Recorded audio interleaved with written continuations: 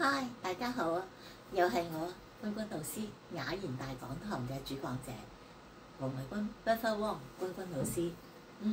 係啊，今日去到雅言大講堂嘅第11講啦嚇，11講。咁啊講咩咧？今日所講嘅就係真正嘅女人。咩叫真正嘅女人咧？喂，而家唔係講性官、性器官去揀真正嘅女人，亦都唔係話單單講話個女人言語優雅狀態美好身材美好有智慧有學識大方得體，唔係咁簡單，而係講作為一個女人，真正你要成為一個真正嘅女人，其實真係要去試過生 BB。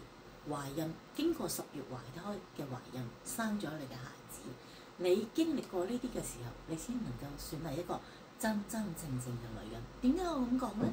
因為10月懷胎，你經歷過你媽媽同樣嘅痛苦，你亦都經歷過點樣棉乾水濕去湊大個細路仔。呢一啲經歷，你只有係懷孕過、生過孩子，你先會知道，你先能夠真真正正稱得上一個完美嘅女人，真真正正嘅女人。咁你會話：喂，咁我身體發生變化，我經濟發生變化，我嘅人際關係都發生變化，我生活都發生變化。記住，在世嘅一切都係經歷，都係你要經過呢啲鹹酸濕苦嘢，個個都要經過嘅。不過你能夠經過生兒育女呢一個階段呢，其實係一個幸福嘅階段，你就真真正正成為一個女人，真真正正嘅完美嘅女人。同樣一個男人都係，佢能夠成為一個真正嘅男人，都係佢完成咗人類嘅使命，生兒育女，亦都有教學、教仔女嘅努力嘅責任去完成咗，咁先真真正正完成咗人類嘅使命，作為人嘅使命同埋佢嘅任務。咁你可以話係咪要咁迂腐？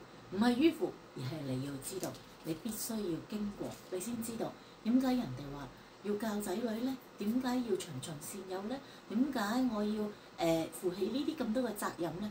因為你經歷過，先知道明白到你上一代到底係點樣去捱苦受難，去生咗你落嚟，你先明白父母嘅辛酸，你先知道乜嘢叫孝道，咩你點樣去盡孝，你先明白到佢哋嘅辛苦，你先識得去盡孝，咁你先能夠成為一個好嘅人哋嘅好子女，同樣亦都成為一個真正嘅女人同埋真正嘅男人，明白未？